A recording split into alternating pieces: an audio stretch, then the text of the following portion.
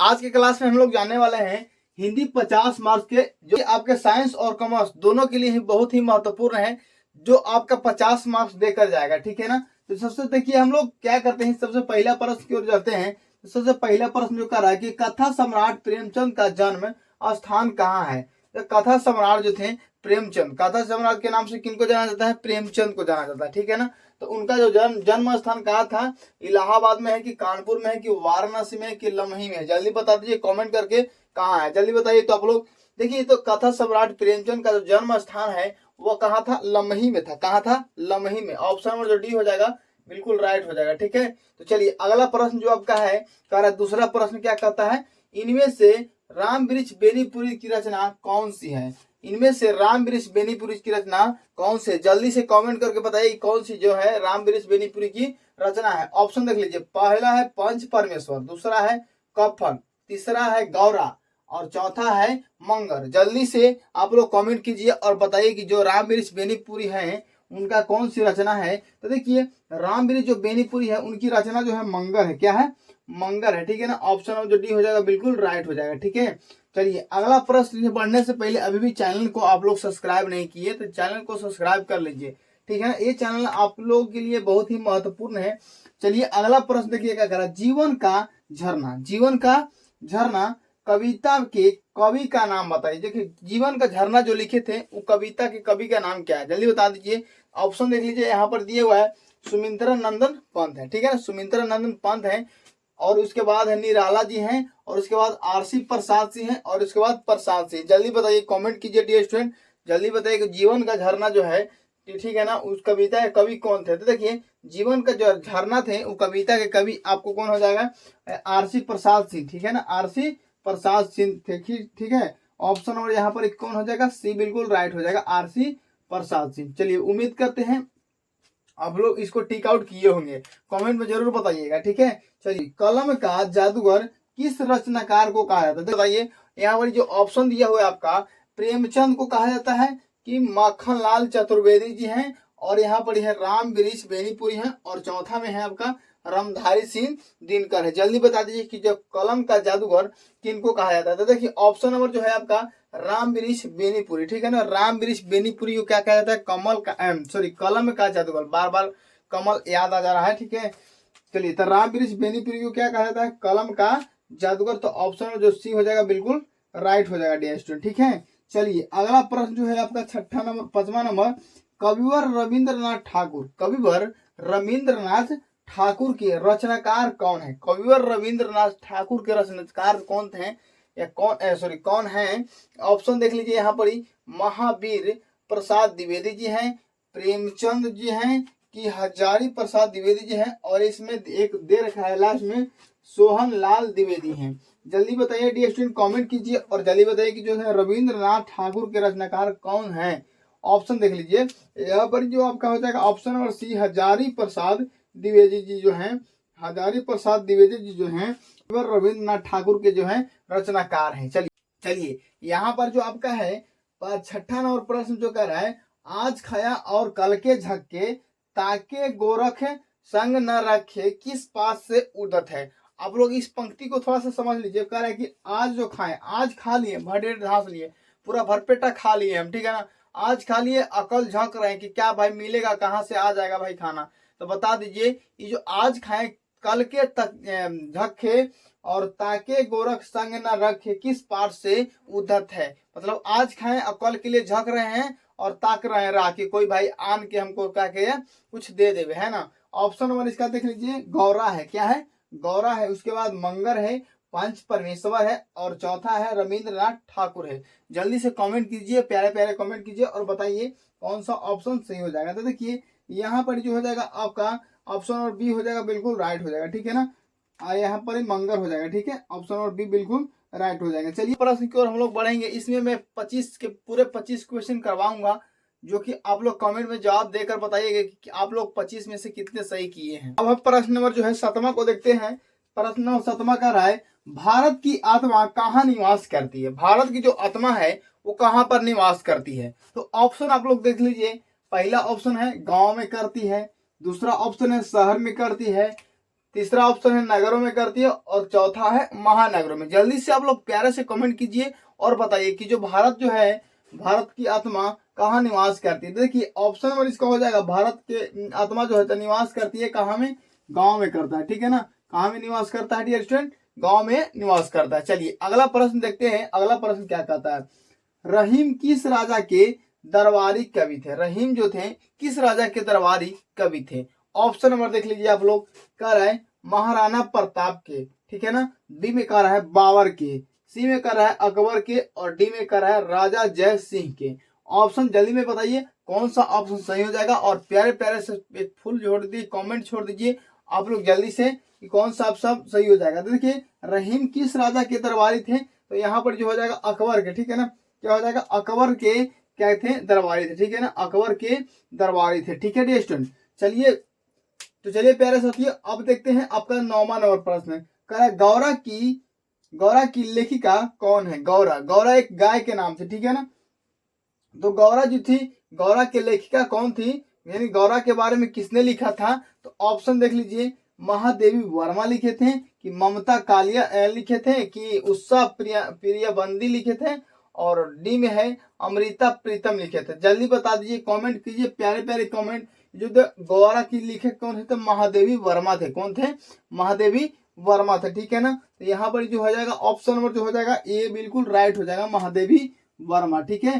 प्यारे प्यारे कमेंट जल्दी कीजिए। अब हम बढ़ते हैं 10वां नंबर प्रश्न को। कह रहे हैं बेटा खुद से डरो, बेटा खुद से डरो, पंच ना किसी के दोस्त होते हैं और ना किसी के दुश्मन, किस पाठ से उद्धत है। देखिए बेटा किसी से डरो, पंच जब बात आ गया यानी कि पंच परमेश्वर से है ना, पंच परमेश्वर से यहाँ पर बात आ रहा है। पंच जैसे ही आ गया तो पंच परमेश्वर जो थे उसमें अलगू चौधरी और जुम्मन शेख दो दोस्त थे, ठीक है ना। उन्हीं के बारे में यहाँ पर लिखा गया था। तो जो देखिए बेटा खुद से डरो, पंच न किसी के दोस्त होते हैं और न किसी के दुश्मन होते हैं, तो यहाँ पर पंच परमेश्वर से लिया गया, ठीक है ना। ऑप्शन नंबर जो हो जाएगा डी बिल्कुल राइट हो जाएगा, ठीक है। चलिए अगला प्रश्न जो आपका है क्या कहता है, अगला प्रश्न कह रहा है कि संज्ञा के कितने भेद होते हैं। संज्ञा के कितने भेद होते हैं, ये तो सबको ही पता है भाई कि संज्ञा के जो होते हैं कितने भेद होते हैं। यहाँ पर जो होता है संज्ञा के 5 भेद होते हैं। संज्ञा कितने भेद होते हैं, 5 भेद होते हैं। चलिए जल्दी इसका ऑप्शन जो हो जाएगा सी बिल्कुल राइट हो जाएगा। उसके बाद देखिए आपका है सर्वनाम के कितने भेद होते हैं। सर्वनाम के भाई जल्दी बता दीजिए, कमेंट कीजिए प्यारे प्यारे कमेंट कीजिए कि सर्वनाम के कितने भेद होते हैं। ऑप्शन देख लीजिए, 1 3 होता है कि 4 होता है कि 5 होता है कि 6 होता है।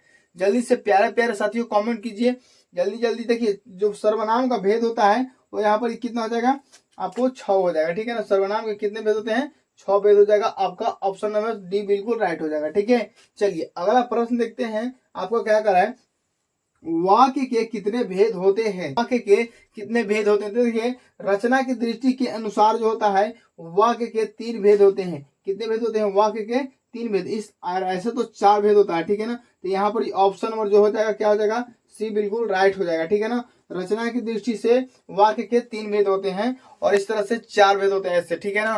तो आप लोग जैसे ही पूछेगा वाक्य के कितने भेद होते हैं तो 3 मारिएगा, ठीक है ना। कितना मारना है, 3 मारना है डियर स्टूडेंट। चलिए अगला प्रश्न बढ़ने से पहले अभी भी चैनल को सब्सक्राइब आप लोग नहीं किए हैं तो चैनल को सब्सक्राइब कर दीजिएगा, ठीक है। और वीडियो के अंत तक बने रहिएगा, ठीक है। अब इसी तरह से आप लोग के लिए बिल्कुल 50 में 50 ऑब्जेक्टिव करवाने का मेरा दावा है, ठीक है। तो आप लोग चैनल को दुलार प्यार दीजिए प्यारे साथियों। अब हम प्रश्न नंबर 14वां को देखेंगे।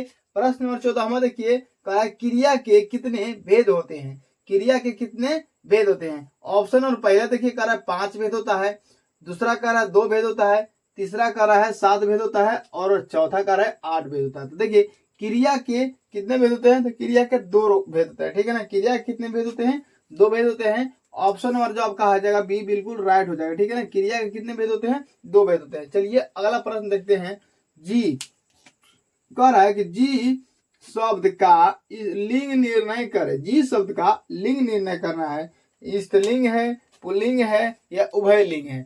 जल्दी बता दीजिए, कमेंट में प्यारे प्यारे कमेंट कीजिए और आप लोग बताइए कि जी जो शब्द है उसका लिंग निर्णय क्या होगा, पुल्लिंग होगा कि उभयलिंग होगा कि स्त्रीलिंग होगा कि इनमें से कोई नहीं। जल्दी बताइए। देखिए जी शब्द है, जी शब्द का जो होता है स्त्रीलिंग जी शब्द का लिंग रूप होता है तो क्या होगा, यहाँ बड़ी पुल्लिंग है जी, ठीक है ना।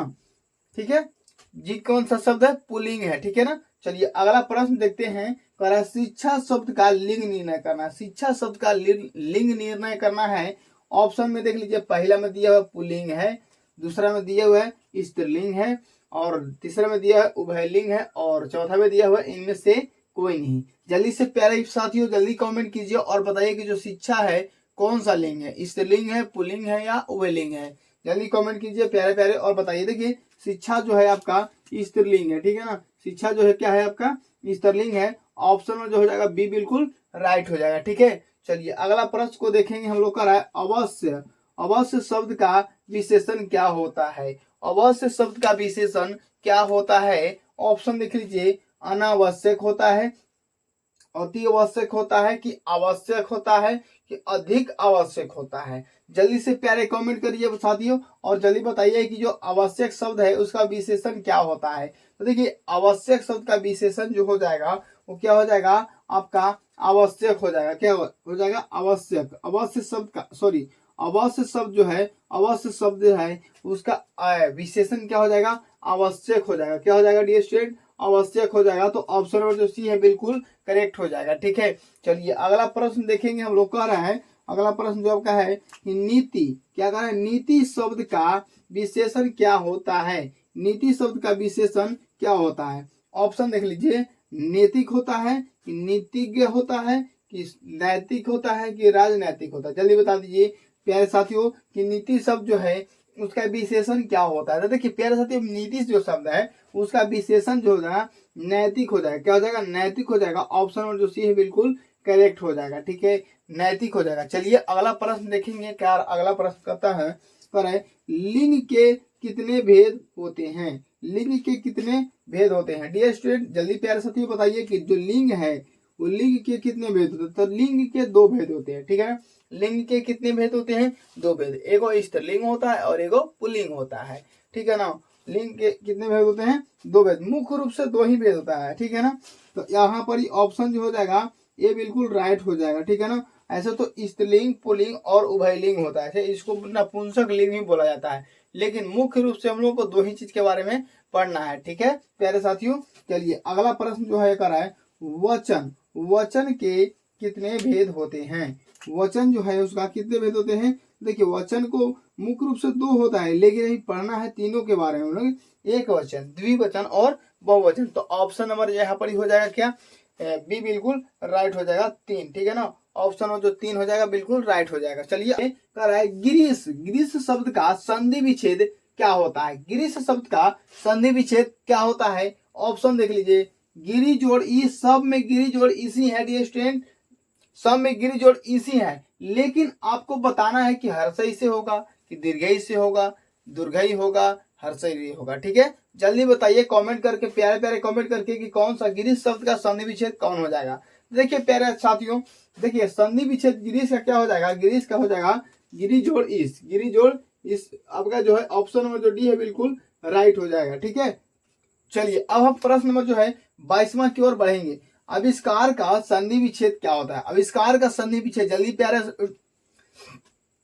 आविष्कार का संधि विच्छेद क्या होता है? जल्दी से प्यारे साथियों कमेंट कीजिए प्यारे प्यारे। देखिए आविष्कार का संधि विच्छेद क्या होता है? ऑप्शन देख लीजिए, अभी है जोड़, अभी है जोड़ कार होता है, कि अभी से जोड़ कार होता है, कि अभी है जोड़ कार होता है, कि अभी जोड़ सकार होता है। जल्दी प्यारे साथियों कमेंट कीजिए और बताइए। देखिए आविष्कार जो है, आविष्कार जो है, तो आविष्कार का जो संधि विच्छेद होता है, आविष्कार का जो संधि विच्छेद होता है वो याद रख लीजिएगा आप लोग, अभी से जोड़ कार होता है। क्या होता है? अभी से जोड़ कार होता है। ऑप्शन और जो बी हो जाएगा बिल्कुल राइट हो जाएगा, ठीक है ना। अभी से जोड़ कार होता है प्यारे साथियों, ठीक है, याद रख लीजिएगा इस बात को आप लोग, ठीक है। चलिए अगला प्रश्न जो है आपका हाथ खींचना।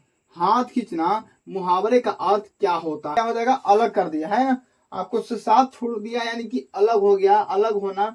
तो ऑप्शन और जो डी है बिल्कुल करेक्ट हो जाएगा। हाथ है, हाथ खींचना मतलब क्या होता है? अलग होना। हाथ खींचना मतलब क्या होता है? अलग होना। चलिए अगला देखते हैं क्या कर रहा है। सजीव शब्द का विलोम शब्द क्या होता है? सजीव शब्द का विलोम शब्द, जल्दी से प्यारे साथी कमेंट कीजिए, सजीव शब्द का विलोम शब्द क्या होता है? तो देखिए सजीव शब्द जो है उसका विलोम शब्द प्यारे साथी होता है निर्जीव होगा। क्या हो जाएगा? निर्जीव हो जाएगा। ऑप्शन और जो ए है बिल्कुल राइट हो जाएगा निर्जीव। ठीक है, चलिए अगला प्यारे साथियों क्या कर रहा है, आकाश शब्द का पर्यायवाची शब्द क्या होगा, आकाश शब्द का पर्यायवाची शब्द क्या होगा, जल्दी प्यारे साथियों बताइए। देखिए यहाँ पर दिया हुआ है तिमर दिया हुआ है, नभ दिया हुआ है, दृष्टि दिया हुआ है और चांद दिया हुआ है। जल्दी से प्यारे साथी होमवर्क है, कथा सम्राट प्रेमचंद जो है उनका जन्म किस ग्राम से हुआ था, किस ग्राम में हुआ था। कथा सम्राट प्रेमचंद का जो है उनका जन्म जो है किस ग्राम में हुआ था, जल्दी से कमेंट करके आप लोग जरूर बताइएगा।